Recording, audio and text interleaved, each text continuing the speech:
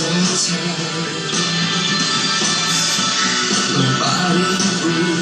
History Controversy. This is History Controversy Live. Sometimes I need the music, to give me that extra boost. Anyway, I cover every single major fight live, and I'm not just a regular boxing fan. The 122-pound IBF champion of the world, called the Jackal, Frampton, 19-0 with 13 KOs, is the second best 122-pound champion, and the only one in the current 122-pound top 5 that can defeat Guillermo Rigondeaux, in my opinion. Now remember, I'm an American. I'm an American boxing fan. In my opinion, he brings more to the table than somewhat of a typical pressure fighter in Scott Quigg, who's the WBA world. That means that's that other WBA belt. I don't feel like explaining the WBA situation.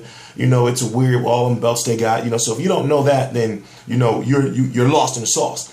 You got WBC Leo Santa Cruz, who's a very big guy, but still some, pressure fighter.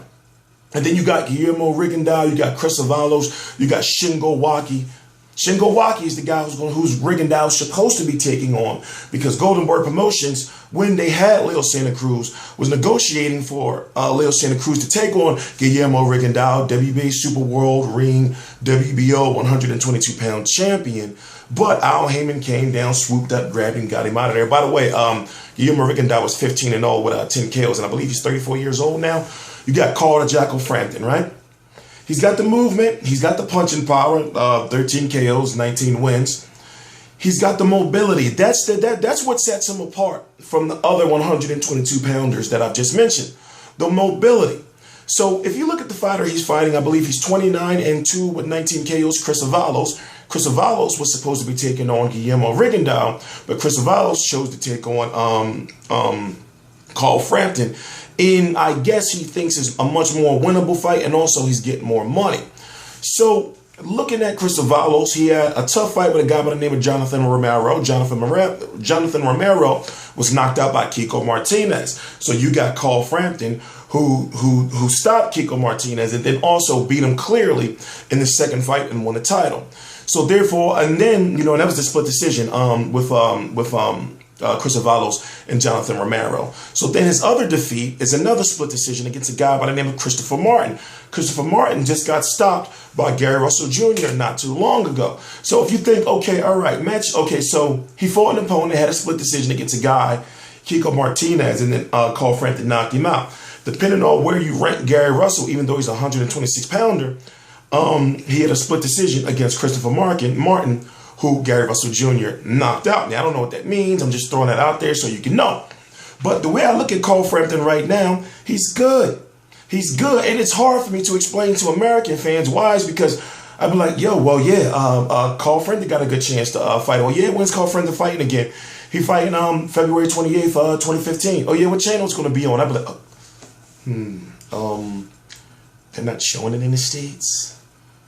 So, like stuff like that pisses me off, because when I try to have debates with boxing fans, with people who, put it this way, I'm not saying that they're not boxing fans just because they don't have access to. They may watch all Friday night fights. They may watch all the Fox Sports cards, They may watch the HBO and the Showtimes, but when it comes to the fighters, like the overseas fighters, for example, if a guy like Carl Frampton comes over here, in my opinion, he's an exciting fighter, and he shouldn't be on an HBO or Showtime.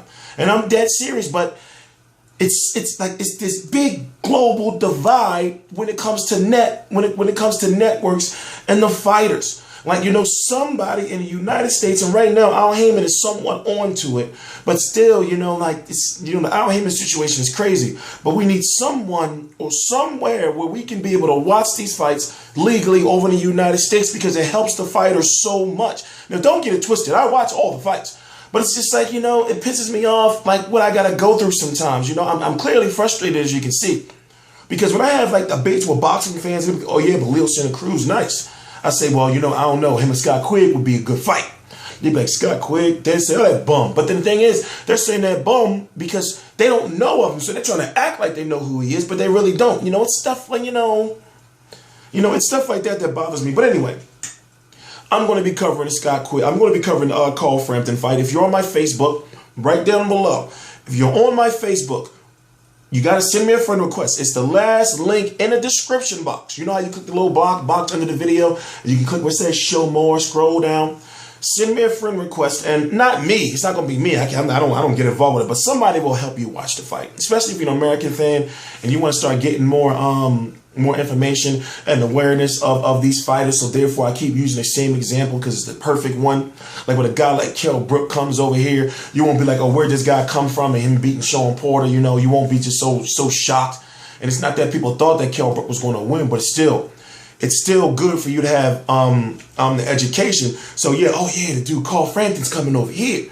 You know, that's basically what I'm trying to do. You know, even though, you know, it's on a, well, I guess, you know, it's getting kind of to a big scale, but still, you know, I want to make sure that when you call yourself a boxing fan, you call yourself a boxing fan. So you just don't know the American champions. You know, you got to know who the people are all scattered throughout the world. And you also have to know who your contenders are, as far as, you know, who may be coming up on the title shot, you know, things like that. Like right now, off the top of my head, I can say this should be easy, even though I can't say them all. I can say the IBF champion is Carl Frampton. The WBA Super World is Guillermo Rigondeaux. The WBA Regular World is Scott Quigg. The WBC is Leo Santa Cruz. WBO and Ring, Guillermo Rigondeaux. Then you got Chris Avalos. Then you got Shingo Waki. You got a couple other names I'm forgetting. I know I am.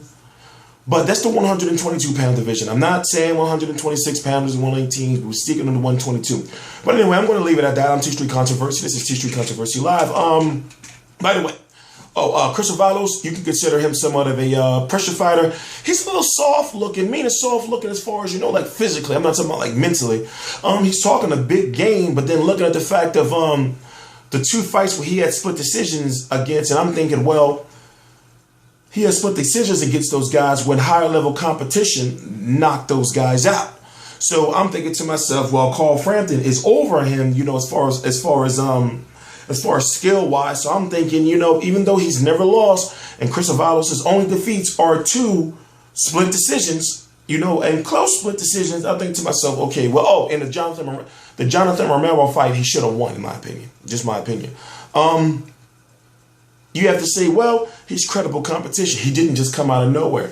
So if you're over there in Belfast, from my understanding is it's going to be on like national television, I think ITV or something like that. How do I know that? I don't even know. Somebody told me somewhere.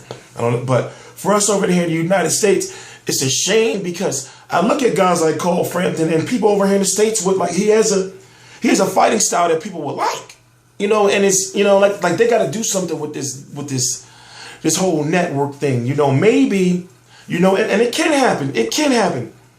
He can get Leo Santa Cruz on NBC if Al Heyman allows. He can get Leo Santa Cruz on NBC, you know, so I don't know. T Street Controversy Live. Please subscribe.